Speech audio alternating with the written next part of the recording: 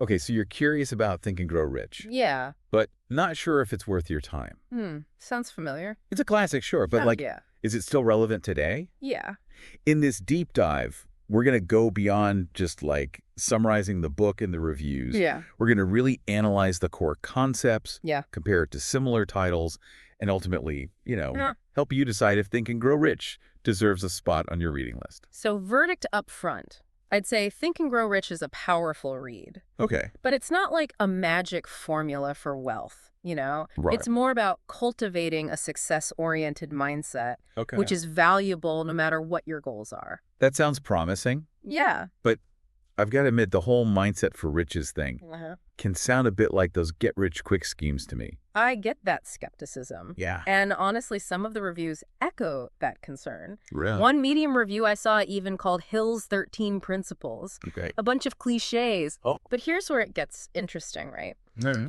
Hill isn't advocating for like magical thinking. Mm-hmm. He's talking about something he calls burning desire. Burning desire, okay. Not just wishing for riches, Right. but a deep, intense craving Okay. that fuels your actions. So it's more about like having a fire in your belly Yeah, than just, daydreaming about a big bank account. exactly. But how do you actually cultivate that kind of burning desire? Yeah, Does Hill give us any practical advice? absolutely. Okay. He emphasizes the importance of setting like really clear, specific goals. So not just like, I want to be rich. Right, not just I want to be rich, but Yeah. like I want to own a successful bakery by the time I'm 30.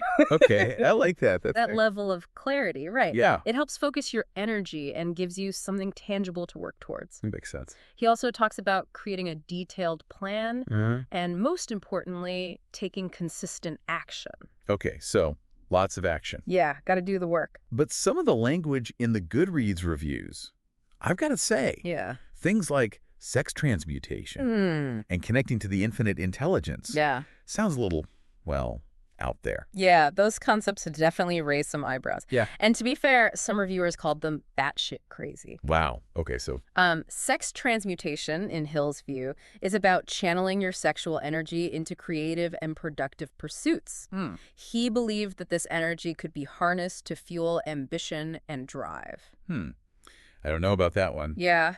But maybe we can like interpret it metaphorically as like Yeah. focusing your intense energy and passion Right. towards achieving your goals. Absolutely. What about infinite intelligence? Yeah. Does he go full on mystical on us? He definitely delves into the spiritual realm, Okay. suggesting that by tapping into a higher power, we can gain like inspiration and guidance. Now, this might not resonate with everyone, Right. but what's interesting is how he connects this to the power of belief. He argues that if you truly believe in your ability to succeed, you're more likely to attract opportunities and overcome obstacles. So it's about harnessing the power of your subconscious mind and aligning your thoughts with your desires. Yeah. But does all this really hold up in the 21st century? I mean, he wrote this book in 1937. Yeah, in 1937, yeah. Times have changed. Times have changed. That's a valid point. Yeah. And the Goodreads reviews are mixed on this. Okay. Some praise the book's like timeless wisdom, while others find the advice outdated. One reviewer even said the book nearly destroyed him because he got so hung up on like the results and not the process. Oh, wow. Yeah.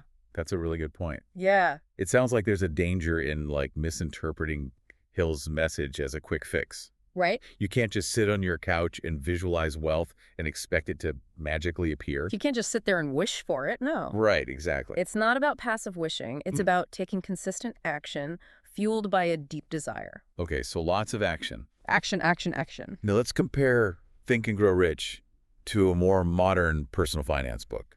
Okay. Like I Will Teach You to Be Rich Yeah. by Ramit Sethi. Great book. Yeah, Sethi gives very concrete advice on budgeting, investing, automating your finances. Practical steps. Yeah. So Sethi is more about those practical steps, whereas Hill focuses on cultivating the right mindset. Precisely. Okay. They're both valuable, but they approach the topic from different angles, right? Right.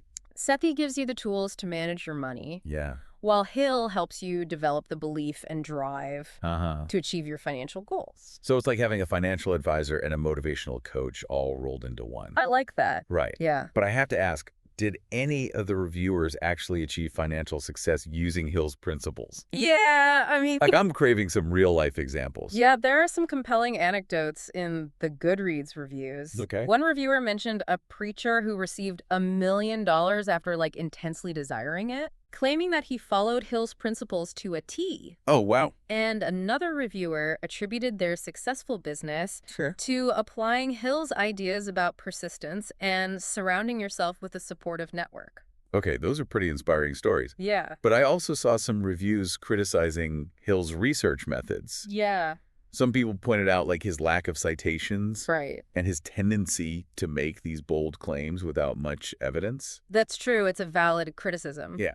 Hill's writing style can be a bit over the top at times. Hmm. He definitely leans heavily on anecdotes and personal experiences rather than, rigorous data. So maybe we should take some of his claims with a grain of salt. A little bit. Right. But even if his research isn't, like, Yeah. rock solid, there might still be value in his core ideas. Absolutely. And that's where critical thinking comes in, right? Right. We can learn from Hill's insights without taking everything he says as, like, gospel truth. Yeah, it's about, like, separating the wheat from the chaff. Yeah, exactly. Okay, so we've covered a lot of ground here. We have. We've explored Hill's concept of burning desire, tackled those more, like, esoteric ideas, Right. even compared his approach to, a contemporary personal finance book. Yeah. Where to go from here? I think it's time to dive deeper into Hill's 13 principles. Okay. Let's break down each one, Well, examine its strengths and weaknesses, and see how it might apply to your life today. sounds like a plan. Yeah. Stay tuned as we unpack these principles and see if they hold the key to unlocking your potential. I'm excited for this. All right, let's dive into those 13 principles. Okay, let's do it. Starting with the first one, Right? desire. Okay. Hill argues that having, like, a burning desire for riches is the starting point for any achievement. Okay, I get the concept. Yeah. But how do you actually cultivate that kind of intense desire? Right. It's not like you can just flip a switch Yeah. and suddenly be consumed by ambition. You can't just will it, right? It's got to come from somewhere. Yeah. Hill outlines a 6-step process for transforming desire into, like, concrete results. 6 steps. It involves clearly defining your goals, Okay. writing them down, Got it. setting a deadline, Uh-huh. creating a plan, Makes sense. and committing to taking action, like, every single day. So consistent action. Consistent action is key. Right. He even suggests reading your written statement of desire aloud twice a day, Oh, wow. really immersing yourself in the feeling of achieving your goal. So it's about combining visualization with action. Yes, absolutely. Not just dreaming, but actively working towards your goals with unwavering focus. Exactly. It's about aligning your thoughts, your emotions, and your actions towards a singular purpose. Okay, I like that. And that brings us to the second principle, faith. Faith. Okay.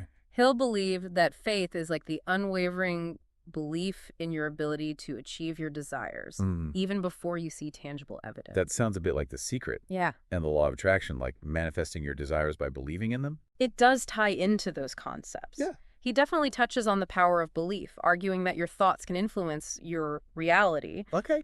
But it's not about sitting back and passively waiting for the universe to deliver. Okay, so no magic lamp.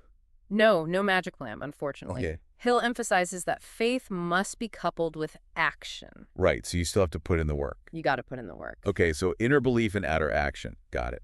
Inner belief and outer action, the dynamic duo of success. I like it.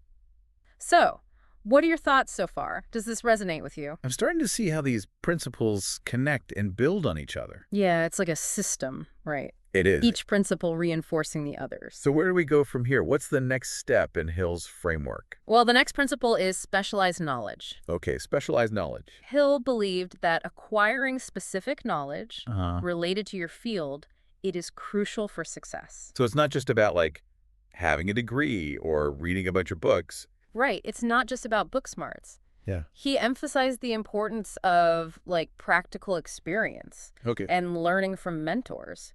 So putting that knowledge into action Exactly. Got to get your hands dirty. and seeking guidance from those who have, already walked the path. Yeah. Learn from the best. Okay, I like that. But knowledge alone isn't enough. Really? What else is there? Hill also stressed the importance of imagination, Imagination, okay. which he saw as like the workshop of the mind. where you can create and refine your ideas. Okay. He believed that imagination fuels innovation Yeah. and allows us to see possibilities that others might miss. So, thinking outside the box Yeah, breaking free from conventional thinking. and using your creativity to develop unique solutions and approaches. Exactly. That's where the magic happens. But how do you actually cultivate a more vibrant imagination? That's a great question. Does Hill offer any tips? He does. He suggests engaging in activities Okay. that stimulate your creative juices, like brainstorming, Right. mind mapping, or even just spending time in nature. Oh, interesting. He also believed that exposing yourself to new experiences and Right. perspectives can broaden your imagination Okay. and open up new avenues for innovation. So it's about nurturing our curiosity Yeah, staying curious. and allowing ourselves to explore different ideas and possibilities. Absolutely. Keep that mind open. I like that. But I'm curious Yeah. about the next principle, organized planning. Okay, organized planning. Yeah. Does he advocate for, rigid step-by-step plans? Or is there room for flexibility? He definitely emphasized the importance of having a plan, Okay. but he also acknowledged that plans need to be adaptable Okay. and evolve as circumstances change. So rolling with the punches. Yeah, be prepared to adjust. He stressed the importance of collaborating with others, Yes, teamwork makes the dream work. forming like a mastermind group A mastermind of group. like-minded individuals. Yes, people who can support you, guide you, and hold you accountable. That's interesting. So it's not about going it alone? No, it's about building a network of allies Yeah. who can help you stay on track and navigate challenges. I like that. It takes a village. It does. It does. And that brings us to decision. Decision, a big one. Okay, what's so special about decision-making? Well, Hill considered it like a crucial element of success. Okay. He believed that successful people are decisive Yeah. and act promptly on their plans, Okay. while unsuccessful people tend to procrastinate Yeah, I've been... and second-guess themselves. So it's about overcoming indecision Yes, overcome that doubt. and trusting your gut instincts. Trust your gut, it usually knows what's up.